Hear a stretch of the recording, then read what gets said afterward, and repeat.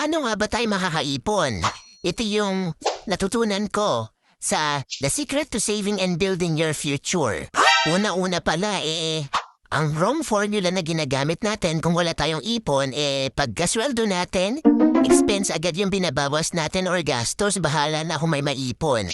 So kapag gastos ang inuna natin, syempre, halos wala nang natitira o minsan kulang pa. Napapautang ba tayo? So palitan lang natin yung formula natin, gawin nating pagka-receive na income, ang una nating ibawas yung savings natin at yung matitira pagkasyahin natin sa expenses natin. So kung hindi kaya ng 20% ang ating naiipon, pwede tayo magsimula sa 10% ng kinikita natin. Ang importante magawa natin to, masimulan natin at matuloy-tuloy natin. So mag-sample tayo dito, halimbawa nakakapag-save ka ng 5,000 per month at nilagay mo lang yan sa unan. After 20 years, meron kang 1.2 million.